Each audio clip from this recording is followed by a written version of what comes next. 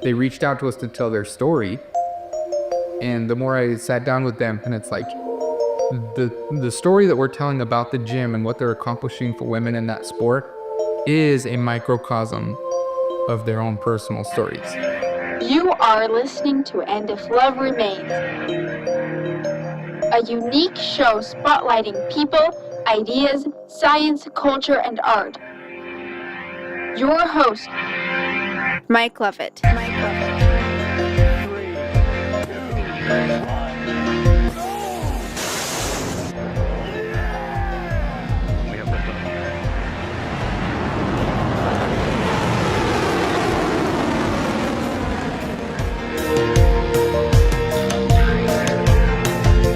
Welcome to that great podcast in the sky, And If Love Remains, and I am its humble messenger, Mike Leavitt. Welcome. Thank you, Rachel, for that great introduction. I'm sitting here with some amazing people, great people who become friends, love them, they're amazing. Josh and McKenzie Badal, and they're filmmakers. Really happy to actually be here, on site, as they say. That's right, on set. On set, that's right. Really, really excited to be here and talk to them about, what they do, their projects. One of the reasons I started this podcast is I wanted people to like why should certain things matter? Why does storytelling matter? Why does why does math matter? Why does great art matter?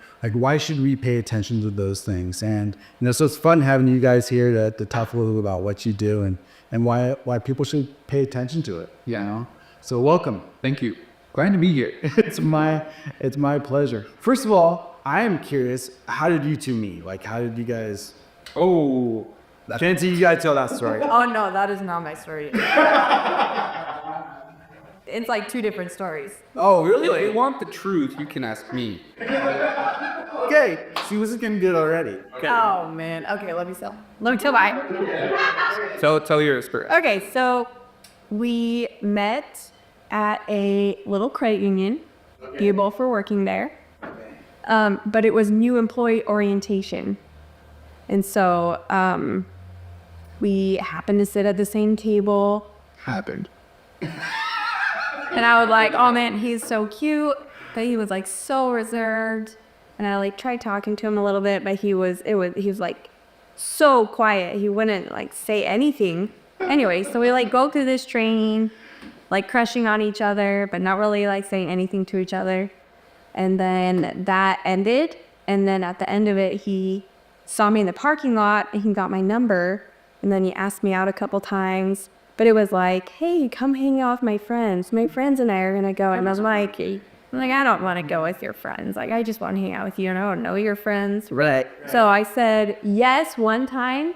And then at the last minute, I canceled because I drove a junker little Ford Escort wagon. That's awesome. Bright blue. Mm-hmm. And I remember seeing him in the parking lot at our employer. And he was driving this really cool sports car. It was bright red. It's a Hyundai Tiburon. Oh, right on. Yeah. So zippy little car, black leather interior. It looked so cool, and I was really embarrassed about Really? our outage. Oh yeah. So you backed out because of car differential. No, I'm not even kidding you. So that night we were supposed to go to a laser show. Remember that? Yeah, Pink Floyd. Yeah, we're supposed to go to. Yeah.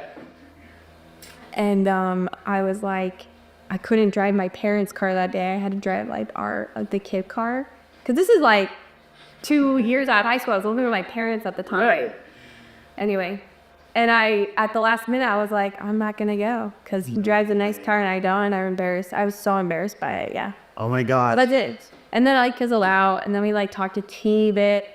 And I reached out one time and I was hey, let's go. Do you want to come to this? He's yeah, I have my girlfriend.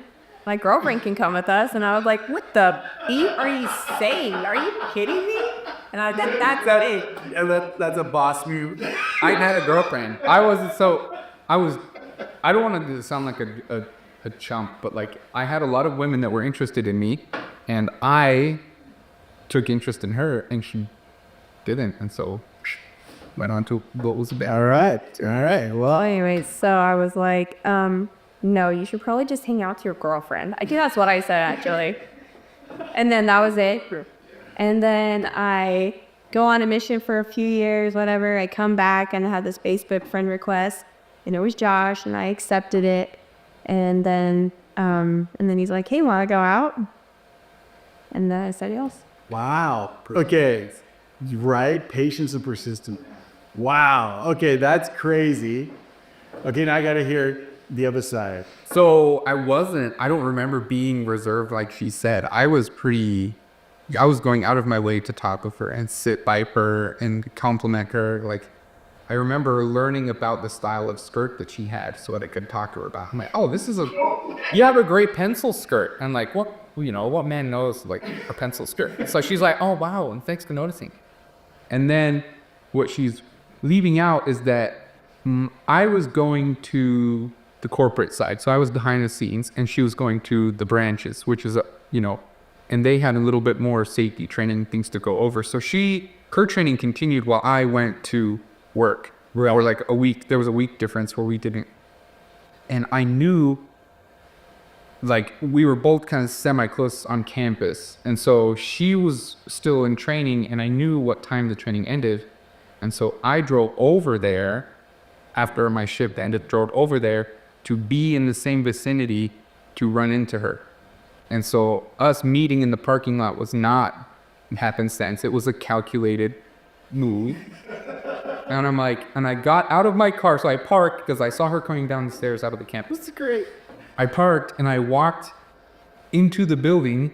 Right. And we happened to bump into each other. And I said, oh, no way. I would love to hang out. Let me get your number. And she's like, hey,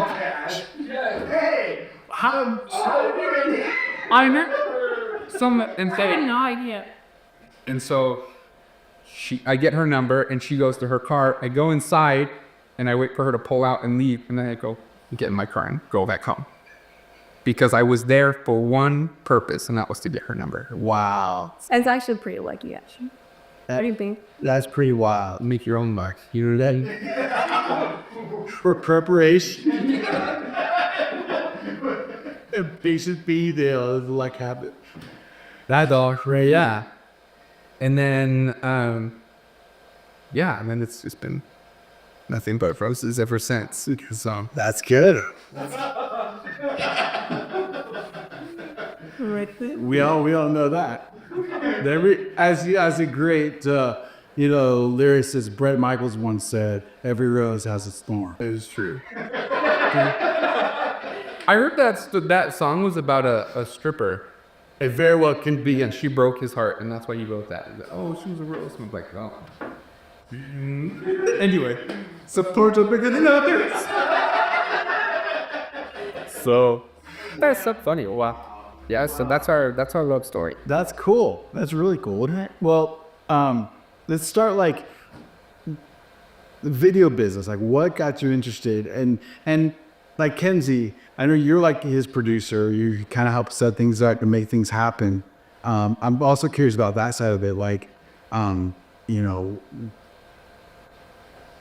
where did you get the interest? Was it because you were married to him? Like, that's all really kind of interesting to me too. Where were your aptitudes? Where did you feel like you can really help support her or be, have that kind of influence, Sure. But first, Josh, Yeah. where did you where did you fall in love with the art of filmmaking? So it goes back to like when I was a little kid. My parents got the Sony camcorder. I still have it. It's in my office. No way. Yeah, and I would walk around and I would just shoot stuff, just video everything. And then like as time went on, I started making like stop motion movies on film. Literally film. You have to say that now because like now everything's digital, but it was a film camcorder. And so I made a stop motion video for high school because I was in video production class. I just loved it. I love the magic behind it. What was the stop motion video? Dude, it was a G.I. Joe movie. So I had all these G.I. Joes and like I was always grounded because my grades were bad.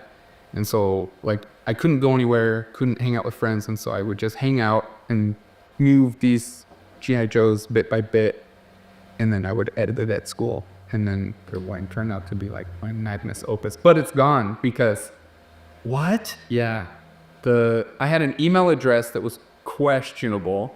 In the early 2000s, you could get away with certain things. And it was a questionable email address. My brother told me it's not even bad. It was just like midget badal at excite.com. Oh. So, but midget is like offensive now, so we'll have to bleep that out. But and it is the bird called small creators, small people, all badal. So Little person. So I deleted the email address, and with it went my YouTube account, and so that video is forever lost. Oh, that's too bad. And also tiny. Yeah, it's too bad. Yeah, it was gorgeous. So. There were other things. You should tell them about your teacher. Oh yeah, so like I was going that way. I was going into video because I'm like, this is awesome. Yeah, I had no idea that there was a career in it outside of like Hollywood. And so, but that was what I loved to do. And we were talking about, we mentioned this before, I had a teacher, an English teacher, and we were talking about the future. He said, what's your plan? And I said, I would love to be a director. And he was like, asking me all these really intense technical questions that no one would know, right? At that age, and especially at that level. And I didn't know anything. And he was like, did you know that, he's abbreviating, did you know that Steven Spielberg made his first movie at 19? And you're pretty close to that, and you're nowhere able to do what he has done. You're never gonna make it. And I was like, oh, okay. And so I just gave up on it, which was a mistake, right? And then Talk about that. Like, was it just so devastating to you? Like, you thought, I was embarrassed. I wouldn't say it was devastating. I was just embarrassed. Like, okay, I got you. yeah. And so it was like, oh, I don't know anything about it, I guess. And so I guess I'll do something else. And so it was just as simple as that I was embarrassed that he was like quizzing me and I didn't know. Because I'm the kind of person that if I don't know the answer, I'm going to spend time to know. Like, I'll learn it. But if I'm put on the spot and like it greatly embarrasses me, and then I kind of shy away from it. Do you think he was, I mean, because you know the situation better, but in retrospect, do you think he was trying to motivate you in a weird way? Or do you think he was just saying, you really need... I don't know what. That's such a weird. Well, this is what's weird. So, shout out Mr. Jefferson from Barnacle High School. He's wearing He was an English teacher, but for some reason he was like fixated on film. Okay. And like movie theory. And so like I remember watching the Dead Poets Society. Right. And then there was like another one, A Midsummer Night's Eve, that we watched, because the Midsummer Night's Eve I think is referenced in the Dead Poets Society. And so we had to do like an analysis of how, although it mentions the poem or the story, how this young man chose to like end his own life. And so like, but like, I'm like, this is an English class and we're doing like film theory critic, right? So, but I don't know what his motivations were. Hey, I mean, it's too bad it like set you back and that embarrassment. So what happens next? Like you're just like, hey, I guess I'm gonna go. By the way, and you say this, I can completely relate to some of this. Like, in my career, I went down a path that I knew was wrong for me. I did it for different reasons, but I knew it was wrong, and I really feel like it set me back a lot. So I can completely relate to what you're saying. Do you see that, looking back, do you see that as like setting me back, or did it what brought that love or that desire back? To answer your first question, did it set me back? For sure. I think that I would be a lot further along in my career with more experience had I just stuck to it and like went to college for it, right out of the gate. But like, I still always enjoyed creating, right? Like I got the GoPros and I would always make little goofy videos with those and things. And what brought me back into it is like I call it a quarter life crisis. Like I didn't go to college right away. And so I went when I was 25, which was great. And I recommend everybody do that. Get some real life experience before you go to college. Amen. Kids going to college is a mistake. But I started getting into it and I was doing my generals. And there was a figure at the time that I really liked, Mike Leavitt. I don't know if you've heard his name. And he was really into the digital journalism and things like that. And so I was like, this is cool. And I love that guy. And if he's doing it, I would like to see what I could go with that. And so I started getting into like journalism. And then the more I got into journalism, the more I'm like, I don't really care for journalism, but I like the digital media aspect. So I changed my degree several times and ended up going into digital media. And that was like video, audio, like all that kind of stuff. So it's a very general study of digital media. Right. And then I started applying for jobs, and I got a job with a federal election ad company. Right. Before you go there, because I want to go there. Kenzie, were you guys together at this point, or was this? Oh yeah. It was this. Yeah. So we got married. Pre-K. Yeah. Married, and let me think. How old were you? 25 or something? Yeah. We got married, and then I had done school before, but we both like got our degrees together. Okay. Yeah. So like And what was your degree in? in communications, Right on. technically professional sales. Yeah, well, by the way, there's We nothing. don't like to hear that. Listen, I am the lowest you're doing sales. I will tell you that. It's a great thing to do. It's It's a great way to make money. It's an easy way to make money. It's a valuable skill. Like whatever you do, like sales, touches, whatever you do. well, because it is communication. Like, how do you communicate something? How do you try to influence somebody without manipulating them, without, there's that just, how do you help people to make decisions? And it's a definite skill. It's important. So that's what your degree is.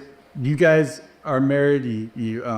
Where did you see the transformation? And I'm just curious, like the dynamics of how that conversation went. So Josh wanted to be an attorney because he's really good with words, really likes English, reading, stuff like that. And that's what that was your first thing. You're like, yeah, I think I'm going to be an attorney. It's really like law, like constitutional law, stuff like that. Yeah. And he started down that path. And then you met with several attorneys and everyone's like, don't do it. Every one of them. Really? Yeah, they're like, do not do it. Different types of law, everyone discouraged. And then that's when you started to look at like the digital media, journalism. Mm-hmm. And then it just kind of evolved. And then you had like a production class and you're like, yeah, this is it. And then you bought your first camera. And then like little by little, then there was the next camera. And so There's never enough cameras. no, seriously though. I understand the gear love. Oh yeah. It's a problem. But I get it. Okay, so you guys are and like, how are you feeling about this? So you're like, oh, law, that sounds way more lucrative. It sounds like that's kind of this high status thing versus whenever you go into the arts, right? Yes. But go down that. Whenever you enter the realm of the art, I really think this. I really think people, when you talk about like musician, film director, artists, like most people only see or can relate to like a small sliver of what that means and what what the potential is for that.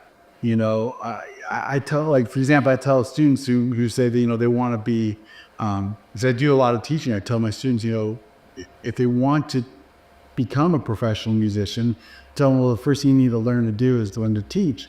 Because out of high school, you can charge, $20 for a half-hour lesson, and more than this, 7-year-old. You can go teach that, so where else are you going to go and make $40 an hour? Set your own schedule. So people don't see, like, there's really is, like, opportunities if you're willing to, like, look for them and be creative in that aspect. Yeah. So I'm curious, like, how, like, were you guys able to, like, maneuver in that, or how did that, did you know that, or did you feel like it was, are we sitting our family down the wrong? Yeah. Yeah, I've never thought about that before. Like when you run into filmmakers, right? Everyone, like even me, I turn my nose up at people that are like, I'm working on a new short movie. I'm working on my film, fund my film. And it's like, like the narrative, like the movie making, it has never been appealing to me. I've always been interested in like the corporate professional world of video. And not like with the actors and actresses and things like that.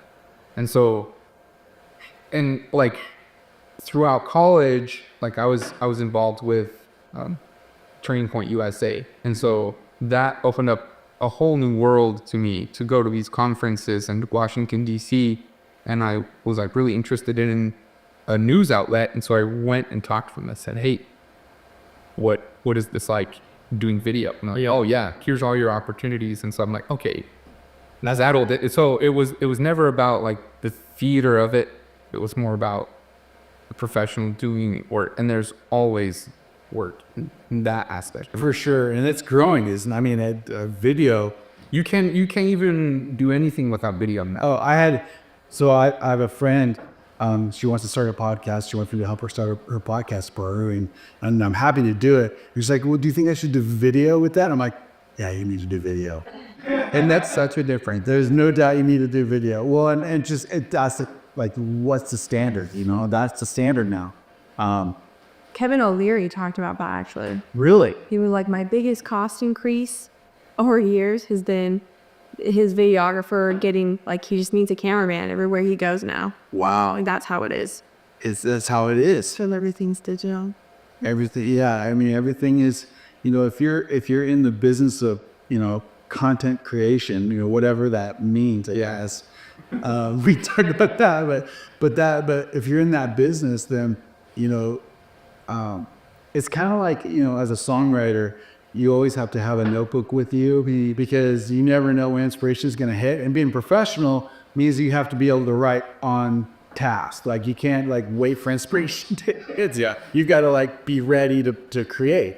And the way that you're ready to create is you always have something with you so that when creation hits you always have something ready to refer back to and say, oh, I got something ready to go. You start this. And I think it's the same way, like, when you're in the limelight or when you're a celebrity or you're, everything becomes like your whole life becomes content creation. And then it's a matter of like, what aspect am I going to throw out to the world? Yeah, that is true. So, anyway, so yeah, talk about like, how did you get this gig? Is that where we're at? Were you moved to Turning Point USA or was there?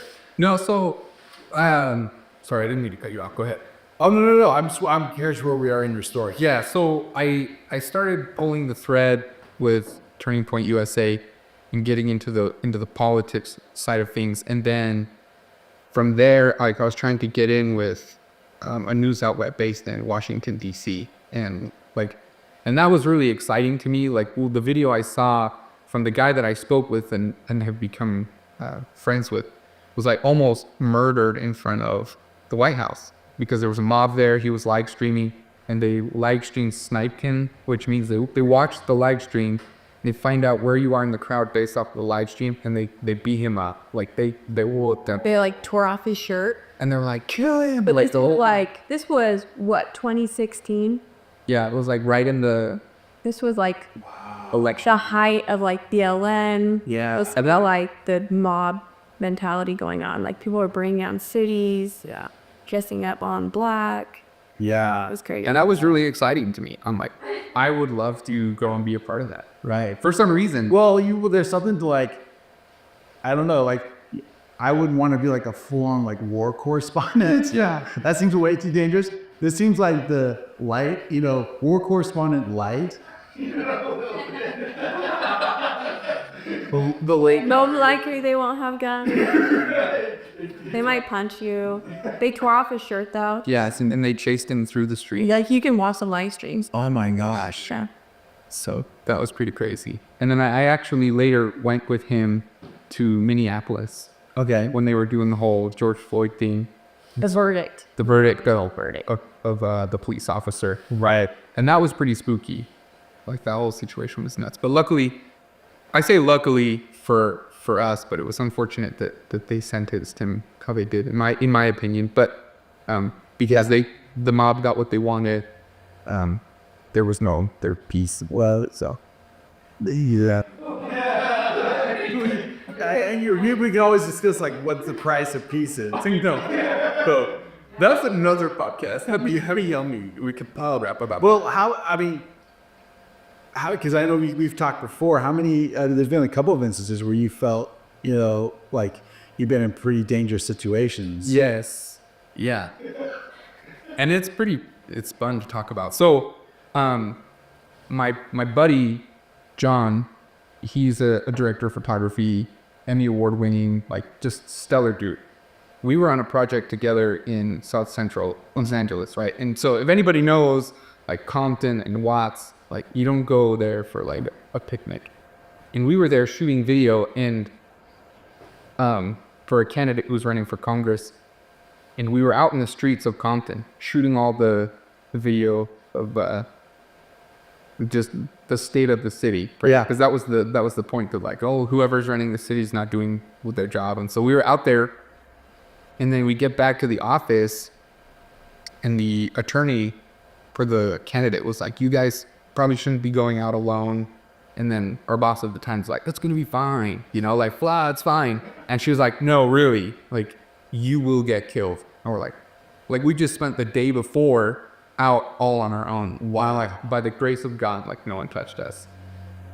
So fast forward, we go back and we're shooting in the street, and like we have these two guys, and they're like punk rockers, so they have red hair and blue hair. They stick out, right? And so we're gonna go shoot, this homeless community, and someone drives by in a truck and they slam on the brakes and they start banging on the side of the truck and like, "You guys stay the white boy pee?" And like, luckily the guys that were with us were all black. Yeah. The security detail and the candidate were all black. And so they're like, "Did you pay the white boy fee?" And the guy was like, "Who's white? Who's white?" The candidate was like, "Who's white? Who white?"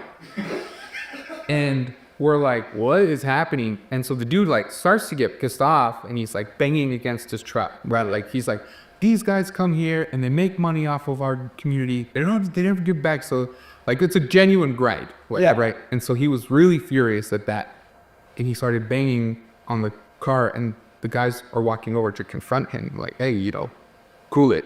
And they're like, "Where are you from?" And so he's like, "I'm from here. Where are you from?" He's like, "We're from this neighborhood." And they started naming cross streets, like, because that's like, if you're not from there, you don't belong there, right? He had a very exclusive fiend. And so they started like yelling at each other, and then like what was crazy is that it just continued to escalate. And like the movie, people started coming down like off of their porches. They were coming out of the shops to see what was going on. And we're like, this is nuts. And so anyway, the dude peels off and takes off. The guys come back, and the dude was wearing a pea coat, and he opens the trunk and he pulls out a shotgun and puts it in his pea coat, and he says, "Whatever we're going to do here, let's get it done and get out of here before he comes back with brands." And so we're like, what? And like, it was pretty spooky, but like right at that moment, the gravity of the situation like hit me. Right. Because we're like, holy smokes, like we are not in Kansas anymore. And so anyway, they go off and they start shooting the thing, and like, "Josh, you stay here and watch the stuff." I'm like, what am I gonna do? Like, I don't have a gun. I have no way to protect myself. Like, if these guys wanted to come in and take our stuff, they could do it. But I'll stay. They will let them. Well, I guess I'll just stay here. So anyway, they left and came back, and then we had another close call in Skid Row. Some homeless people that were cracked out. Yeah. Really upset with us there. Like, a lady was walking around with a kitchen knife, just like stoned out of her mind. Like, the whole thing was just really scary. But like, in retrospect, that's the spice of life. It's those situation. Like, I'm not sure about that. No, like him. You get started. Yeah. But anyway, That's cool. I mean, that's so sad. it is heartbreaking. But like, it makes for a great story. Yeah. And that's Well, it's funny. I do think like, the greatest stories are comeback stories, and you don't have a great comeback without coming from some great devastation. Yeah. It's pretty. So, Kenzie, talk about like what are your role? What do you work with? How do you work with Josh, and how did that kind of like evolve? I like logistics. I like numbers, and I like planning. Yeah, that's like literally what they call it, like a logline producer does. Yeah. And they just schedule everything. They schedule a location. Like they just have everything ready to go. And so, I think I was the only one there. It wasn't a special pick. Bunch of creatives, and then you. Yeah, and yes, exactly. Yeah. Yeah. Yeah, That I'm was like crazy. sign person, you're the person thing, hey, we gotta go now. This is it's a viral role. Oh, it's Sign board, yeah. going over the shot list and everything. No, it's actually really fun to be on set. It's really fun to see everything come together yeah. through the, see what it looks like, and then the actor, the like editing and everything like that. And so, yeah, I'm not a vital person to Oh, what Josh does. I don't know about that. I'm taking the back seat, honestly. I don't know. Tell it. I'm in depth. Yeah, I think what she is able to contribute is vital, because like there's a lot that goes into it. Like when you're there rolling and like things are happening, you lose track of time. Right. And if someone's not there, like, okay, we checked off all these things, it's time to move on to the next spot. Because if you don't, then you could get bogged down, and an extended production costs money. And so like, gotta hit those checkpoints. You should tell them how, like, when we were on the Ryan project, how you're like, I don't know if this is gonna come together, and then like seeing it all come together. That was pretty fun to hear that. Oh yeah. You know what I'm talking about? Yeah, you know what you're talking about. Well, my first like big project that I went on was to film like a mini documentary. It was like a promo basically to try and get a film funded and off and running. I don't know. Like a proof of yes. Yeah, there we go. We went to go film a proof of concept. We flew the crew in to California to meet this influencer fitness guy that has a unique story. Yeah. And like seeing them film it, especially like the B-roll part of it, and I'm just like, I have no idea how these people are gonna make a movie. Like, I don't think this is gonna turn out that good. I mean, like outside of the interview, Right. but even the interview that they did for that show was like over probably 2.5 to like 3+ hours. It was so long, and the promo itself was supposed to be like 10 to 15 minutes. So I'm like, how is this gonna work out? By the way, is that typical? Like, if you want like good content, do you need like 10 times the? It dopes. It dopes because like the thing is with that project, it could have gone any which way, and I wanted to ensure that we had more than enough that if we needed to stretch it, we could. And so, but it ended up turning out fine because we took parts from the end of the interview, moved it to the front, right, switched it around and made like a cohesive piece. But like, if you were to watch it back, the pieces just it's not linear. It's all over the place, but it tells its story. Yeah. It turned out fantastic. It really did. In fact, they've never released the full like teaser, the proof of concept. We've never released it to the public, and it is so good. I mean, we've shown a few family members, like our grandmas. Yeah. yeah, And it's fun. We're still in fundraising mode to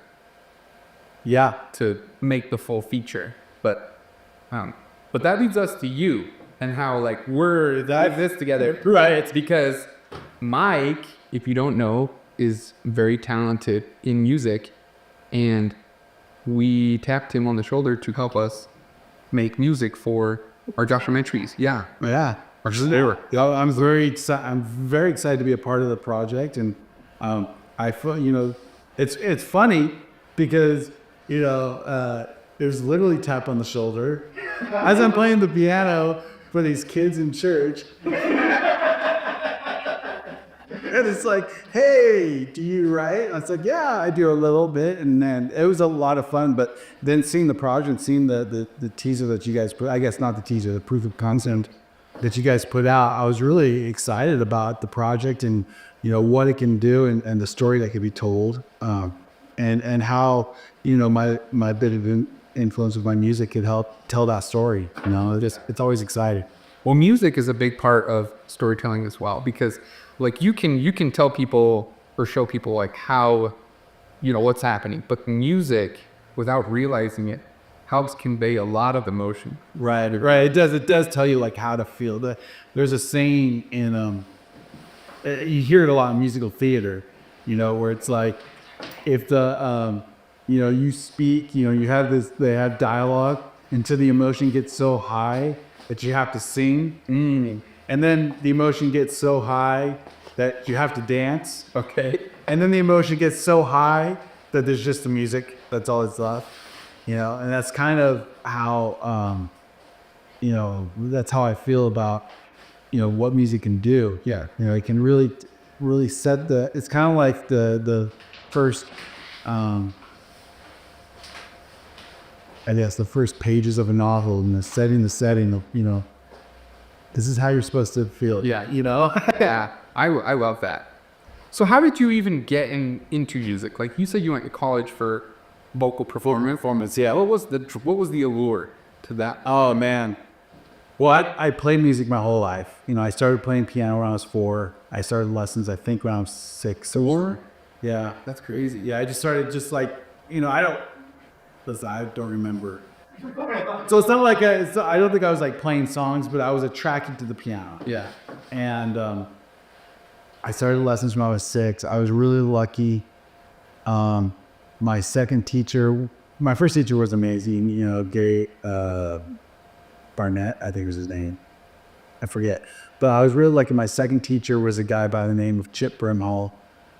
He was a Juilliard trained. Oh, really? He's a pianist.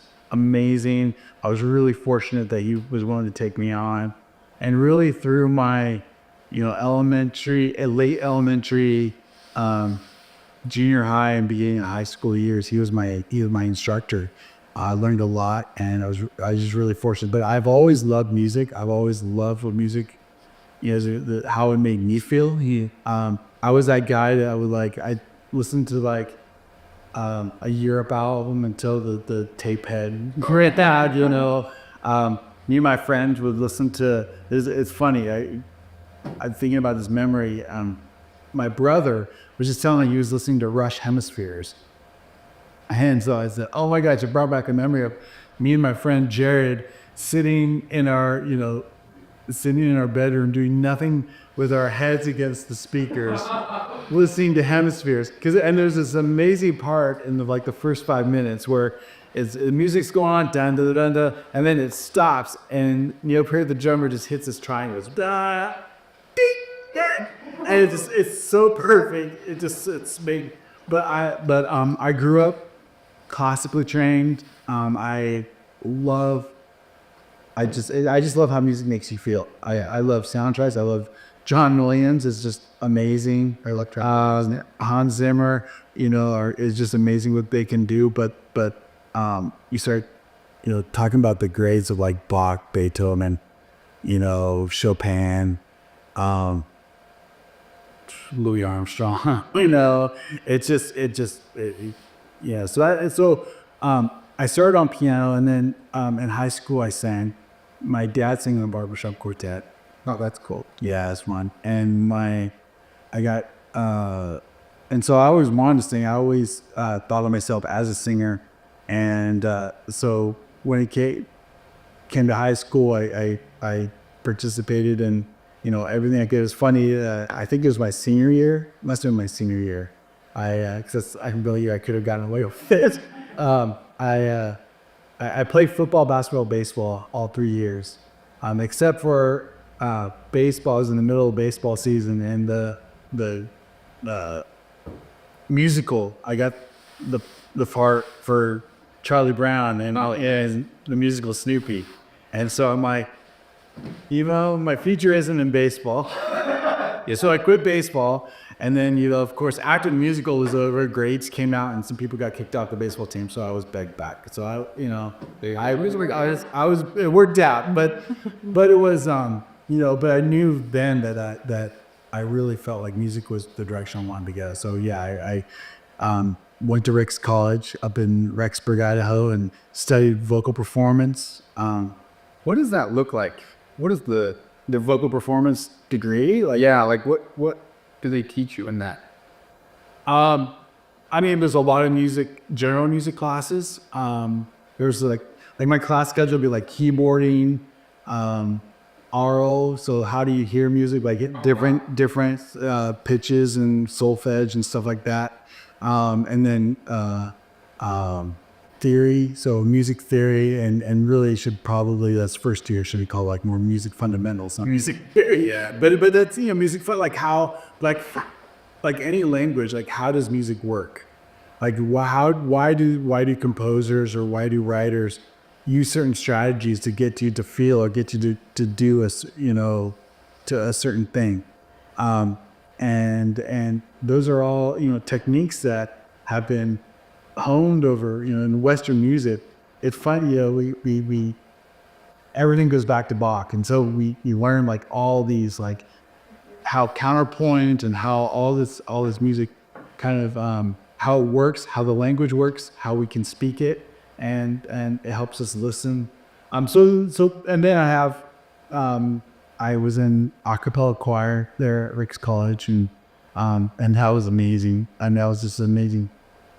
I guess the only college class that was every day for an hour a day, plus you had a lab 3 times a week with the quartet that you had to go and rehearse with, and then I had a private teacher and I had to do work with that. Yeah, you had to go to a bunch of different concerts every year and we do a report right up on that. So, that's kind of what it looks like. It's just kind of like, and now I was only there the first year.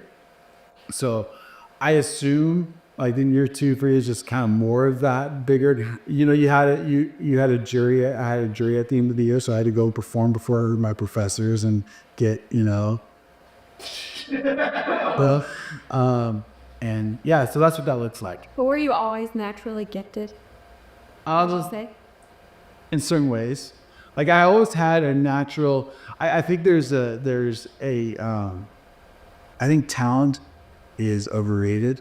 Like the idea of talent, I don't really know what that means. I was attracted to music. I love music, and that allowed me to work harder and to do. So did I have a certain aptitude for it? Yeah, I probably. But I think it's like good things beget good things. Like where you build on it. Yeah, and so like for example, if I see somebody who I think who did a really great job, like I will refrain from saying, "Man, you're so talented." Like to me, that's almost like it was like this gift from God that was just granted somebody. You did nothing right. Yeah. So I prefer to say, "Man, I'll say that person's really skilled." Yeah, or something like that, because there's I came with certain attributes to this world, and but part of that, I think the biggest part of that wasn't the ability to like play music, it was the ability to love music. And that's kind of what. Well, it's interesting you say that, because we watched Amadeus Oh yeah. not too long ago. You can't remember what it was called. I had to look it up. Yeah. But I was thinking about that because I would say that to you. Oh. I'd be like, wow, you are so talented. Well, I would say thank you. But like, and then it made me think about the movie. I'm trying to think of the guy that like sinks him ultimately. The Italian Oh yeah. I heard. It's What's his name? Is he real life? Like, is it that movie? So he's a real character, but the interactions are. Yeah. Yeah. Okay, so, but what it made me think of was how, like, the Italian guy, Salieri, Yeah. how he, like, when he finally got into his quarters and, like, watched him actually write music, he was just like, oh my gosh. Yeah. And he was like an amazing Yeah, he was an amazing composer. Yeah. Yeah, I mean, we have his works. We can play his works right now. But I do feel there are special gifts. There are And when I look at you, I'm like, you have a special gift. And that's why before you came over, I was like, call Mike. See if he can bring his keyboards. Because that would be so cool if you just like Well, we'll do that. did some music. We'll do that. But Yeah. have you ever sang on your podcast before? I don't think I've only heard you sing once. You should sing. You should sing something for us right now. Jag vet vad det är för spelning. He's it. He's can do it. He's in Montana. This is we may cut this out, but I mean, I like no, do it. Do a little riff or whatever. a little riff. Yeah, let's share. That's really cool. What is your... Some people think they're really good at music. You know what I mean? Yeah. Well, like, I mean, if I did like, I could do like, it's funny, I go to this, you know, Virgin to amor, o madre di bontade, o madre pia, madre pia. You know, ascolta dolce Maria, la voce del peccator. I am now warmed up. You put me on the spot. I like That's good. that was beautiful. There's a song I would But love. that's from the Yeah, it's an art song called Reggie Stomore. It's something every buddy who's taking voice lessons has sung. oh, that's cool. I never took voice lessons. So do you speak Italian? Or you know? I just know how to make the sounds. I know how to make the sounds, and I kind of know what it means. You know, version of love. You know, praying. Yeah. Isn't it? So yeah, I pray. You know, have mercy on us sinners. You know, go before the Father, and you know, help me get to heaven. Basically, it's that kind of a song. It's really beautiful. It's you know, those art songs are amazing, and unfortunately, because it's like Fear Elise. Like if you hear Fear Elise, because it's like every kid student has done it, they've done it poorly. Like you don't appreciate it until you hear like a really great player do it, and you're like, oh, Yeah. that's what it's supposed to sound like, you know. That is cool. But it's fun. But yeah, I do. Yeah, and you know, it's funny after I got I got accepted to the music college at University of Nebraska after my mission, and but I ended up not doing that. That's a whole other story. Really interesting. Yeah. So what was the career path you said you were going to go down, but you didn't end up going down that? Or no, you went down and you were like, it's a mistake. I should like, have imagined that you Oh well, What was that? man. So I guess we'll go there. So I did a so yeah, I got accepted to the University of Nebraska for music after my mission, and I mean, this is a crazy story. So this was the you know, for those who are LDS, I don't remember, this was the year of the Sesquicentennial, or it was the year before, and that's when the Mormon pioneers came across to Salt Lake City, and hey, big guy. But so I was, so I had barely moved to Lincoln. The plan was for me to go to school there. I just want to make sure this is still, yeah, I'm gonna change that so we can. All right, I'm sorry. We got Theo interrupting. He keeps telling me he's hungry. What else you want? Come on. Do you want a yogurt? No. You don't? Do you want to have... Do you do a lot of opera stuff? Not any there. Okay, come Not personally. I love opera. I do too. And you know what's so funny about that? Like, I'm trying to think. I was listening to a song that I actually heard on Amadeus. Mentioned it.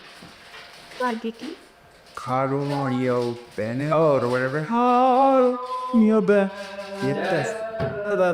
That's such a great jam. And it's sort of like the piano is so simple, but the voice is so beautiful. Yeah. They complement each other so well.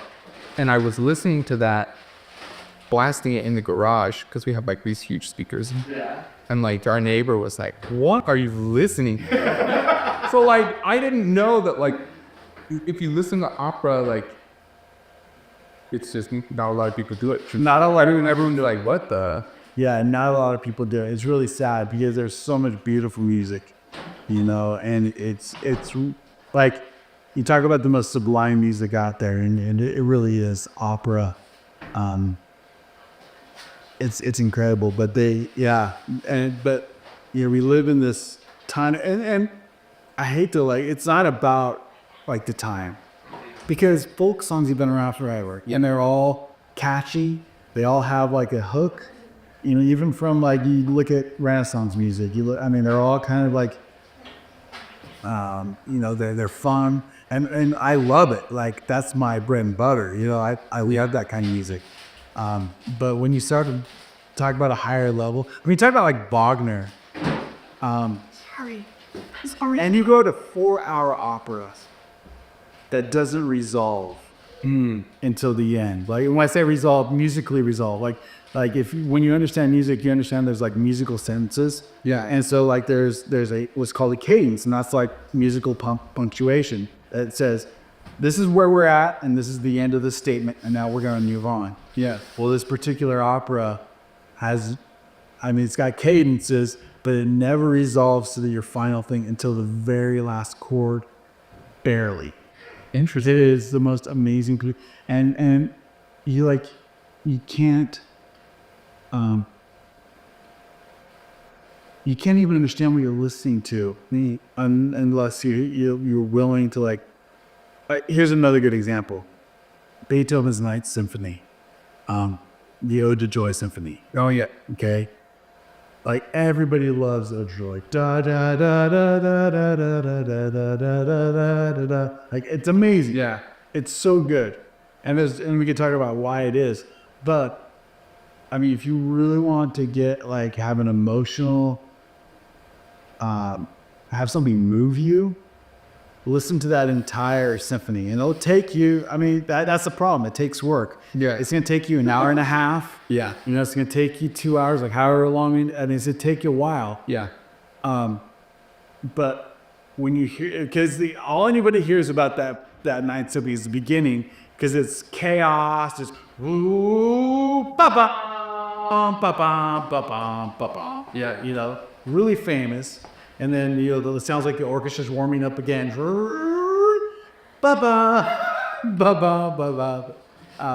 And so it's really cool. So you hear that, and then you hear the end, which is the Ode to Joy, dun dun dun.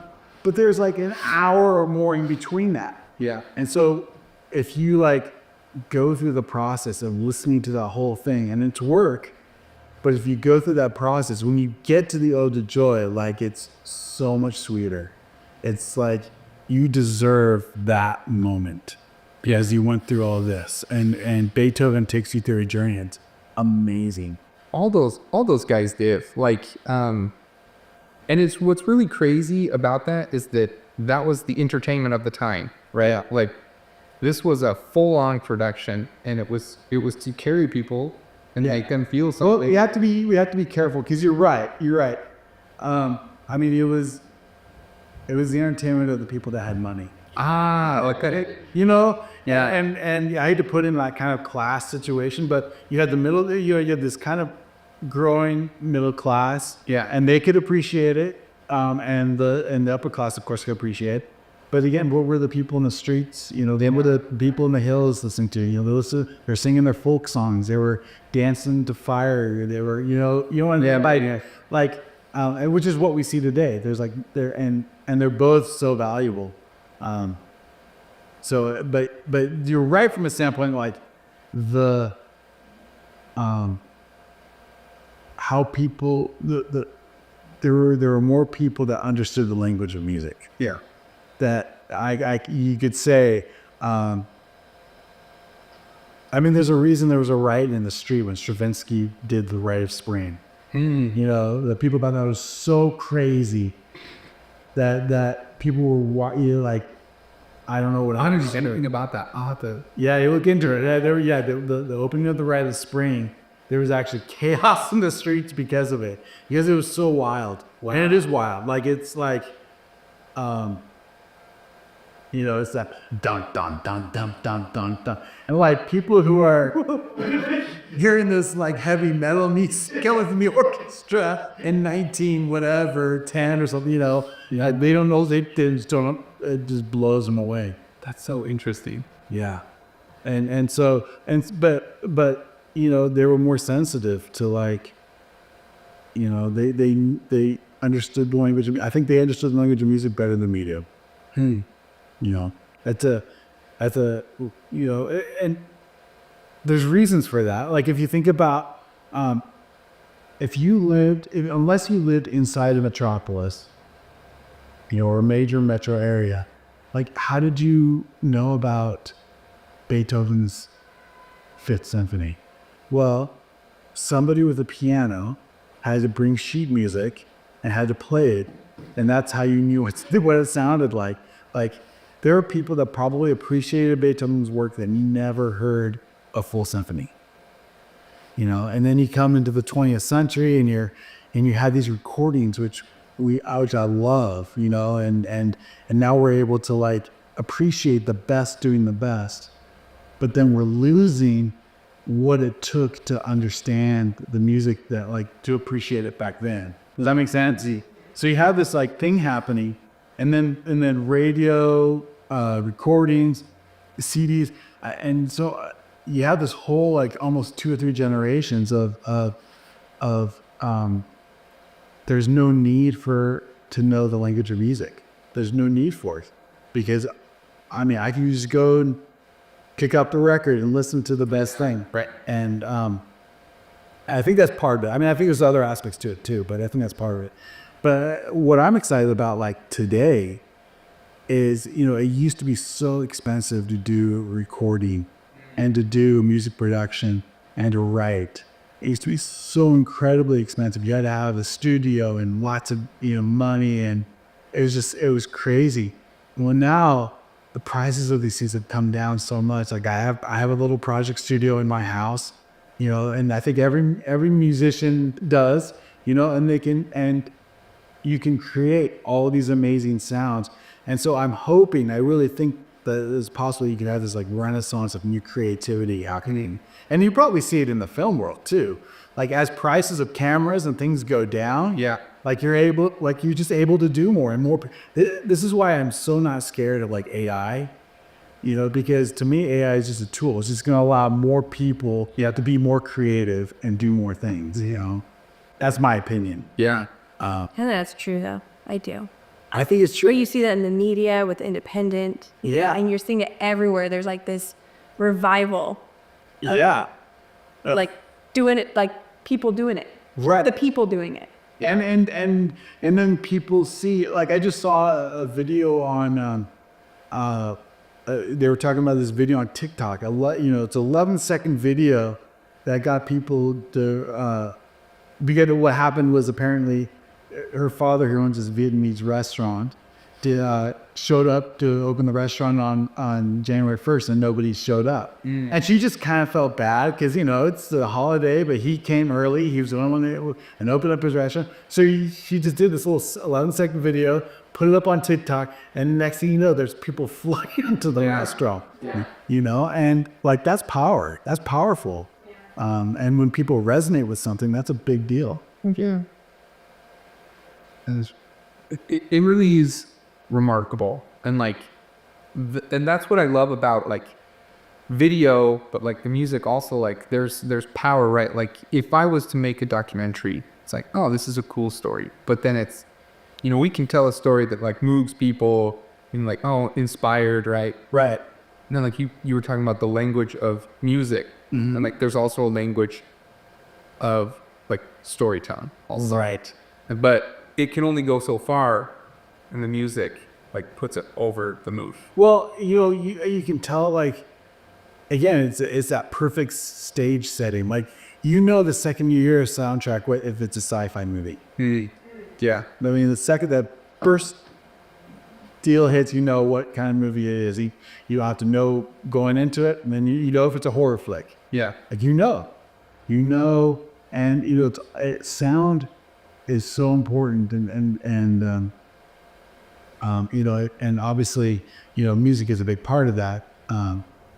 I do think like now, like, and as a songwriter, composer, musician, like I almost hate saying this, but like it's almost like I watched the two Dune movies and I loved them. They were amazing, but the soundtrack was so overwhelming.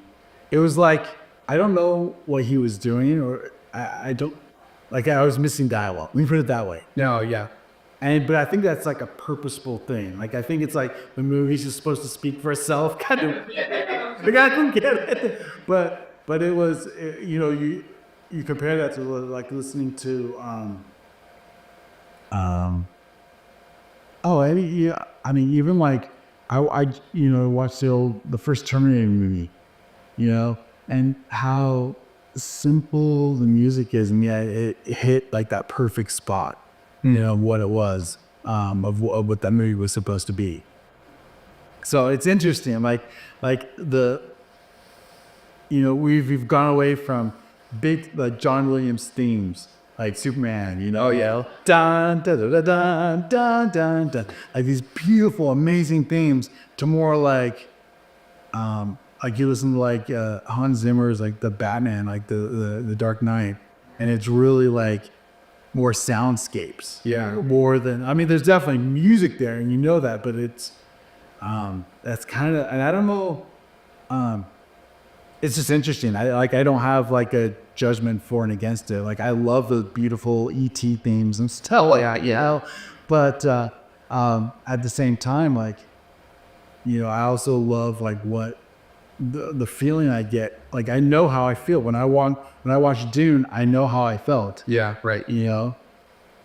So it's interesting. So like this documentary is like, and you can tell so much. Like for example, like Ryan, as I was doing research, I noticed like he loves country music. Like it's like one of his big passions.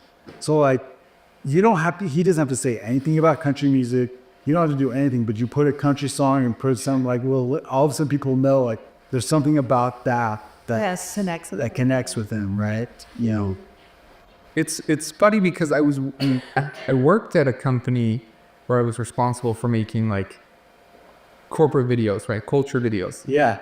And they always remarked, the people that I worked with always remarked about the ability to pick music that like amplified what they were saying. Like they could say what they're saying, but then I would pick something like an obscure song and put it in, and they're like, wow, like this really drives home the point, right? Like, yeah. And then if you drop in like an ironic song, that it like changes the mood.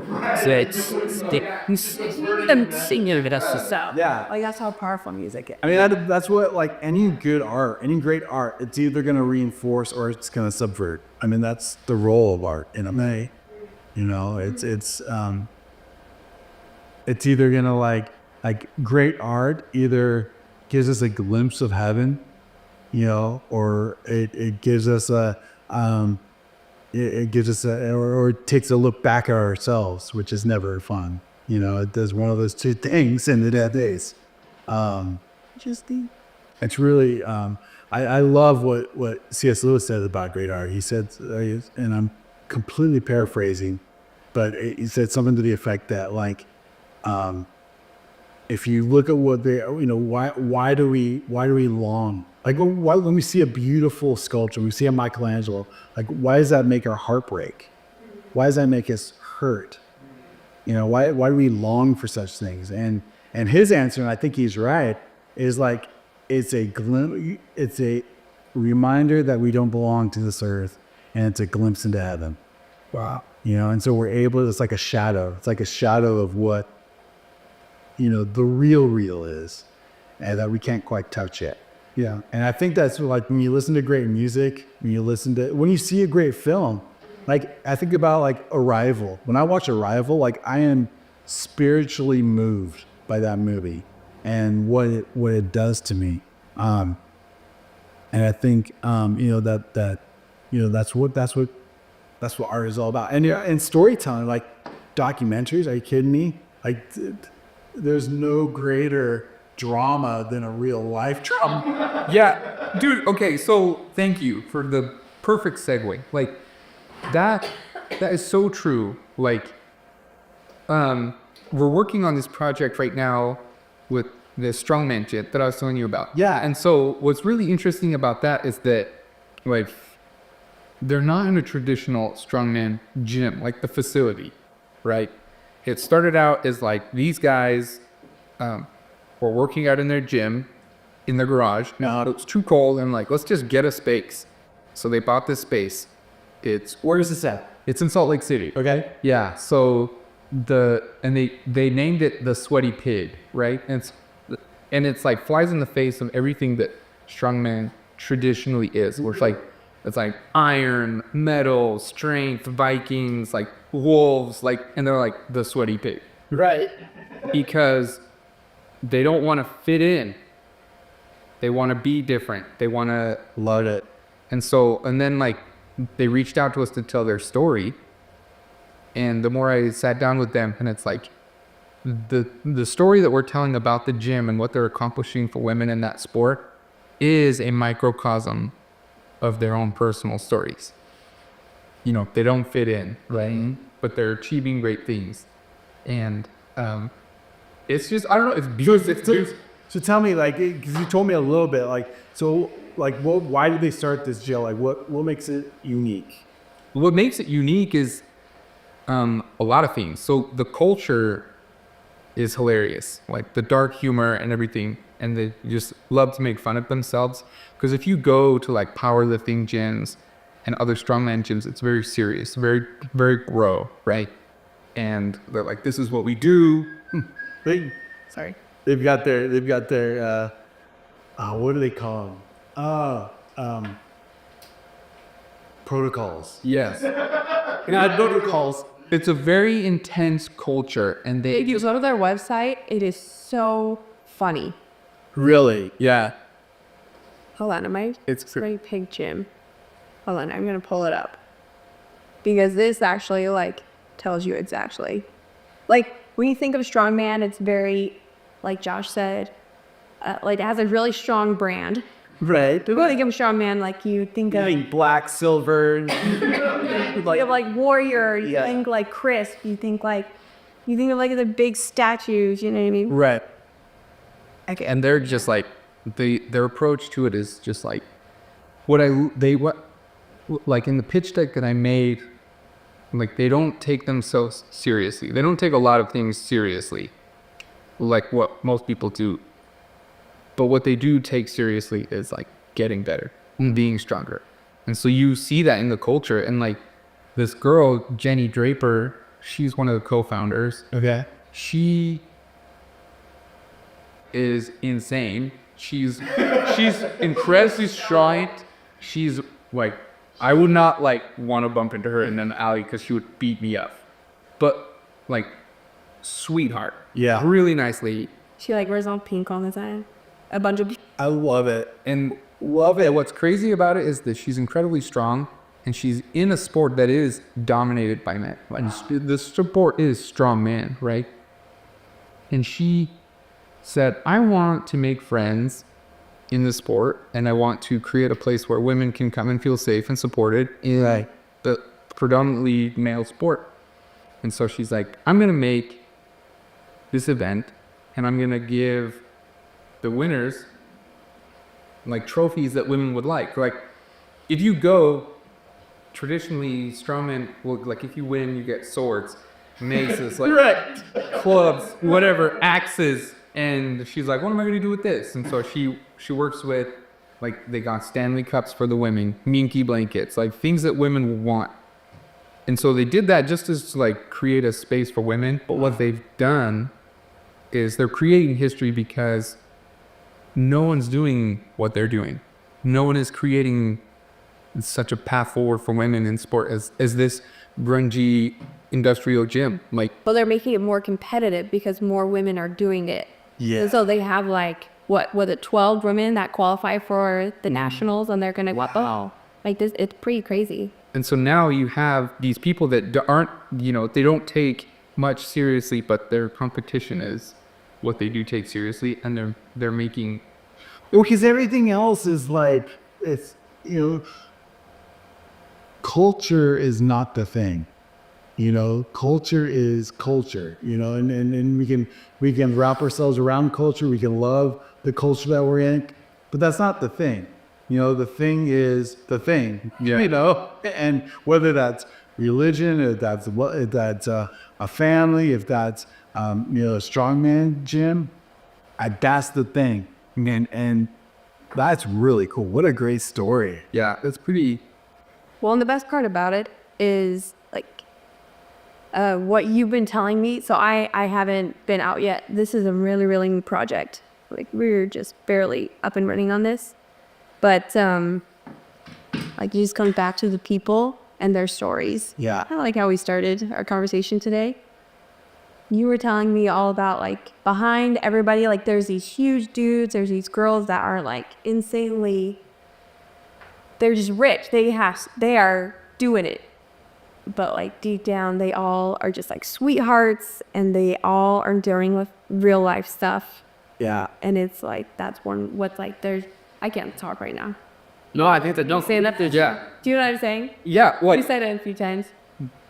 Like beyond, because every time I tell a story, there's two stories. There's the physical journey, and then there's like the emotional journey.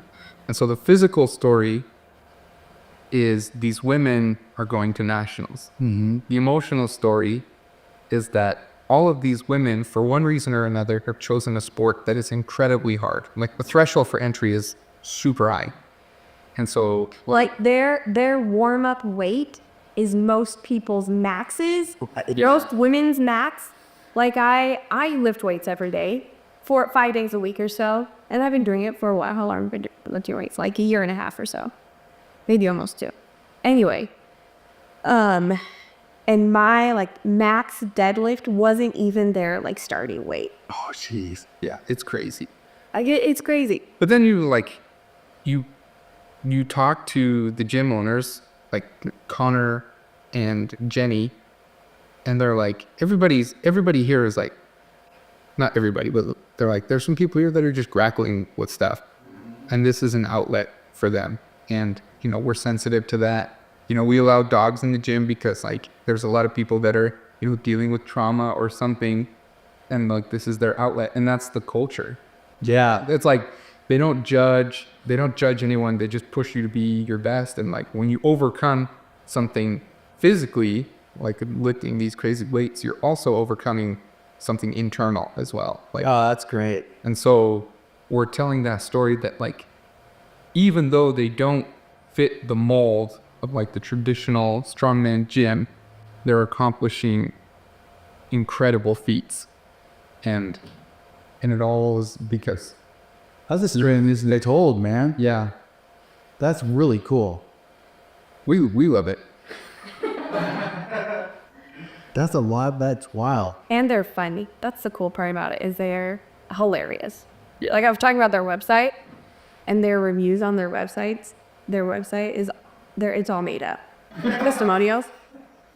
It is so funny. Like they have a picture of a dog named Felix, and his review says it's all right. But it's actually pretty funny because, like Josh said, like they let dogs in there. Right. The dogs do go there, and then they have this like stock footage, like The guy. yeah, for like his LinkedIn profile, what it looks like, and it says Mike Wallace from Wayne Enterprises.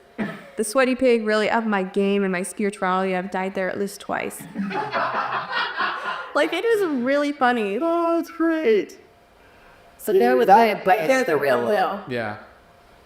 I can't wait. And like, what's crazy is that they have a lot of great connections. And so this one has a little bit more like, Feet. it has more feet. Good. It has legs under it. So That's exciting. yeah. That's really exciting. Well, So we're gonna tap you again for that one. well, I'm honored that you would think of me. No, I really am. It would be. I love it. You know, I love creating music, and you know, I feel like I got a knack to be able to like, you know, help you with your storytelling. That's the major thing is like, get the message out and help people. I think if people can feel it on a fundamental level, that's when you can kind of go, oh, maybe how can I apply this to my situation? Which is what the whole point is, right? That's why you tell stories as humans. Right. Connect. Yeah. Grow. Connect, grow, and help us, like not feel alone. Yeah. I know I've seen, like on Facebook, I see a lot of more women that are getting into bodybuilding and heavy weights and things like that. I think it's so great, and I think when it was funny. I remember. This has been said in so many different contexts, but I remember somebody saying like there was a woman bodybuilder and she was a trainer, so she was working with this woman, and the woman was like, "Well, I really don't want to get big," and she's like, "Don't worry, honey, it takes a lot for you to get big. If you don't want to get big, you won't get big." No, it's true. It takes a lot of. It takes a lot. It's a very purposeful thing. Yeah. Right. Yeah, and but that's the same thing with everything. Like, students will say, "Oh, he's probably not going to be a concert pianist." I'm like, I know, but that's not the point. It's funny. If that was the point, I don't believe me working with, but that. But like, and that's the thing I love, like being able to share. Like I want you to feel how I feel about music. When I hear, some people have told me, and it makes me laugh because I don't know, because I'm not on your head, so I don't know. But they say like there's like I have like a DNA thing that like when I hear music, like it like makes me feel differently than other people. I don't think it's true, but I do think like but if it is true, then I want other people to experience it. Yeah. Because and That's cool. And I think it's important too, like where we want to bring you into the project. Like there's people that know music, but like the part of it is understanding why the music. You know what I mean? Yeah. It's not like how the music, it's why the music. right. And so understanding that story aspect of it is huge. And that's one thing that I love about you and your talent. I do like to either reinforce or subvert situations of the piece. This is a fact. #fact check. There you go. They don't do that anymore. You did? Oh, okay.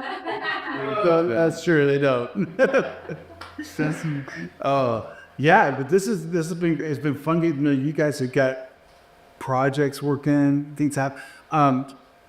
Now, like what? Okay, I'm just curious. Yeah, like your day to day. What does that look like right now? It's basically like a lot of emails, because we're trying to find strategic partners, right, that can help fund the movie. It's a lot of editing for social media. It's a lot of writing the story, right? So like a lot of people think that like with documentaries, it just kind of, you go and shoot and it just comes together. Like you have to write it out so that you know in which direction to take it. Right? So there's that. There's shot lists. There's sponsorship things. Like it's a lot. Like, and that's one thing I didn't ever expect getting into doing documentaries, is that the shooting, the actual production, is just a very small part of it, which is the part I love the most. Right. That's how. Yeah. Well, if somebody is listening or watching this, like, what's the best way that they can support you? How can they help? So we are currently building a donation page on our website, goodworksdoc.com. There will be a donation part there, also through Alira, and that's like a fundraising site, and we can give you all the links to. If anyone wants to look it up, but That'd be great. if they're on Instagram, they can find us on Instagram. We're active on Instagram, Goodworks Documentary. So we're there. What else? What do you think, producer? Oh, I think so. For once. Yeah. So, yeah, but Mike, it's been a pleasure. It's been fun to kind of hear about you and your passion and skill. It's fun. It's like rig your piano. Okay, we'll do it next time. Yeah. So I actually was in the Glee Club in college. Yeah. That's awesome. I used to love to sing. No Play and I'll sing. We'll do it. We'll do it. What are you? Bass? Tenor? I'm a baritone. Sorry. Tenor. Okay. So I can do it all. We could do a pool duo. Yeah, that would be fun. We'll do it. Yeah. You know, it's fun to, in fact, I will do that. One of the projects that I'm working on, I'll be looking for funding on, you know, within the next 6 months or so, is next year I partnered up with somebody. We're going to do the Arizona Ivory Festival. We're going to bring in just great pianists from different genres. So it's not just a classical. We're going to bring in some jazz pianists, some blues pianists. We're going to bring them in and we're going to just do it. And it's not a competition. We're just going to do a festival. That's the goal. It's going to be fun. It'll be fun. So, you know, we'll come in, I'll play a bit, we'll sing. Okay. You pick the song. Okay. I haven't sang in front of an audience for a really long time. That's awesome. But I used to honestly. That's so good. Well, I only sing to myself That is true. in the shower. I love opera. Going back to the opera. Yeah, if I ever were to like be trained, I would go to France and be an opera singer. opera is amazing. Because I love it. Opera is so, yeah, it really is the sublime art. It's just so good. So good. Thank you guys. And thanks for being on my show. Of course. Again. Not again. The last one we did, I was a terrible interview. No. We had to redo it. It wasn't that. It wasn't that. It was that. It was. See, I thought you were boring. I'm just kidding. It was.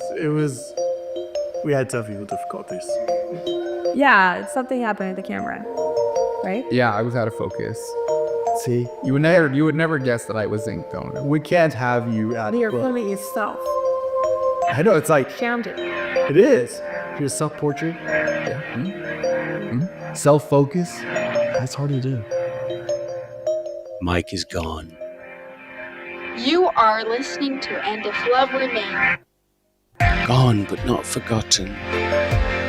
First of 23 installments requested by Dr. Leavitt. Trying to be in compliance here because we're taking him and that whole organization down.